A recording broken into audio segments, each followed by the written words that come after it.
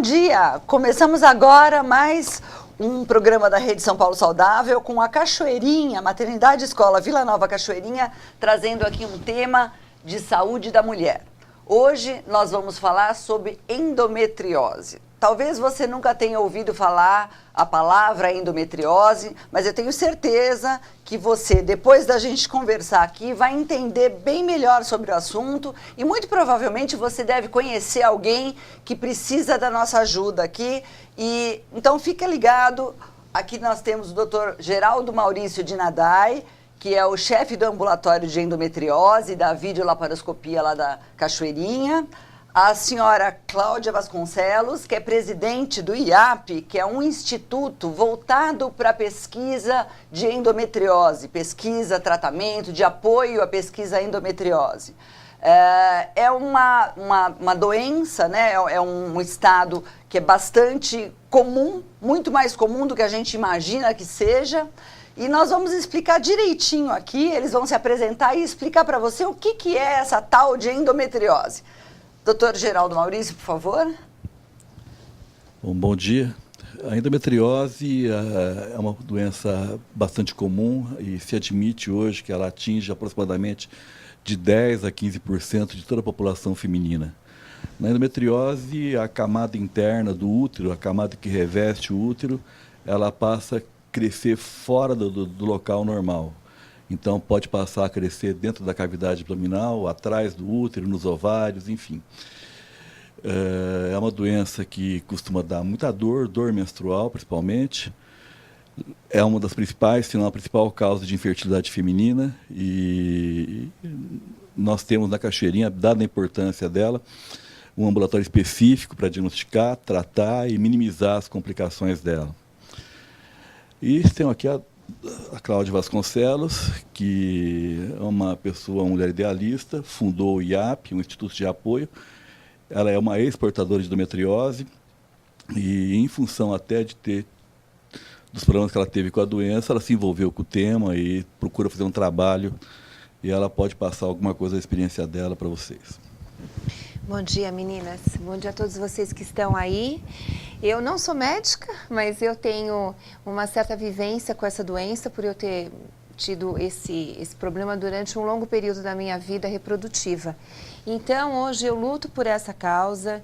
O meu objetivo, o nosso objetivo do IAP é levar para vocês informação, conhecimento e um certo otimismo, uma outra visão sobre essa doença. Nós temos um site que depois nós passaremos novamente para vocês, que é o www.iap.org.br, e lá vocês também podem receber e buscar outras informações. Eu gostaria de esclarecer, assim, vamos começar desenhando para o paciente, para quem está lá do outro lado nos ouvindo, o que seria a endometriose, assim, a coisa bem básica. Então, doutor Maurício, assim, a gente tem o útero, e como é que é a questão da menstruação, o que é o endométrio, a camada interna do útero, e onde que ela pode estar fora, o que acontece na prática para as pessoas entenderem, em primeiro lugar, o que é essa doença, como é que funciona isso? Bom, em termos práticos, Valéria, a gente pode dividir o útero em 3 camadas, né? Tem uma mais interna, para dentro da cavidade, para dentro do útero, que nós chamamos de endométrio. Uma no meio, que é o músculo, que é o miométrio. Uma mais externa, que é uma camadinha, uma película, vamos chamar de serosa. O endométrio, que é a camada mais interna, a função básica dele é receber o ovo fecundado. É ali que o ovo fecundado, quando um óvulo é fecundado, é para lá que ele migra e é lá que ele vai se implantar e é lá que ele vai se desenvolver. É essa membrana que toda mulher elimina quando ela menstrua. Quer dizer, quando você está menstruada, está vendo aquele sangue, aspas, você está vendo, na verdade, nada mais é do que o endométrio sendo eliminado. E ele é cíclico, né? Ele passa por 2 fases básicas, e quando a mulher não engravida, ele acaba descamando e sendo eliminado. Na endometriose, esse material que a mulher elimina quando ela menstrua, que é o endométrio, passa a se instalar, a se desenvolver fora do local normal. O local normal é o interior do útero. Na endometriose, ele passa a crescer, por exemplo, nos ovários. é um foco, uma área muito comum, mas teoricamente ele pode crescer em qualquer local do corpo humano. Tem casos descritos de foco de endométrio crescendo até no pulmão, órgãos à distância. Agora, na maior parte das vezes, ele se aloja nas proximidades do útero, no entorno do útero.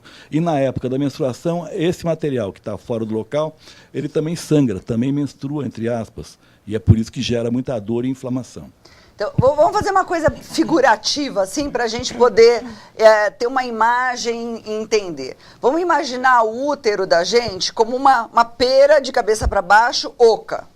Né? E essa pera oca tem na camada interna dela uma película que, com a ação dos hormônios, ela vai virando como se fosse uma espuminha ali dentro, que é a menstruação, que forma todo mês, né? Você me corrige se eu estiver errada, mas eu estou tentando deixar uma coisa mais figurativa, assim, mais fácil da gente imaginar, né? Aquela menstruação virando uma espuminha mais grossa, que quando chega a hora que os hormônios abaixam, ela descama e vai saindo em forma de sangue menstrual. E aí a gente fica 4, 5 dias, depende do ciclo de cada mulher. Então, imagina que essa película que vira essa espuminha, que é a menstruação, ao invés de estar só dentro da pera ali, na parte oca, que tem por onde sair, ela começa a ter outro lugar. Então, tem um pouquinho desse tecido por lá de fora da pera, né, que é dentro da barriga.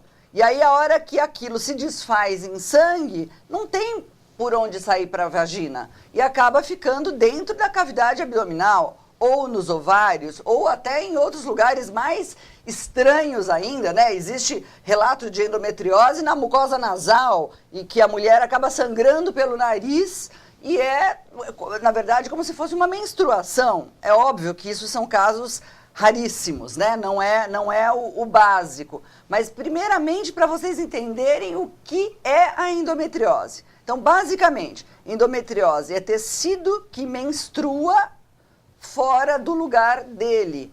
E, portanto, não tem para onde sair, gera outros sintomas. Então, agora vamos falar o seguinte: quais são os principais sintomas de quem tem isso? Doutor Maurício. Quer falar? Ou Cláudia, quer falar a sua experiência? Nossa, que responsabilidade. Olha, o que eu sempre costumo falar, que a endometriose ela não tem um padrão. Não é porque eu tive isso que você também terá.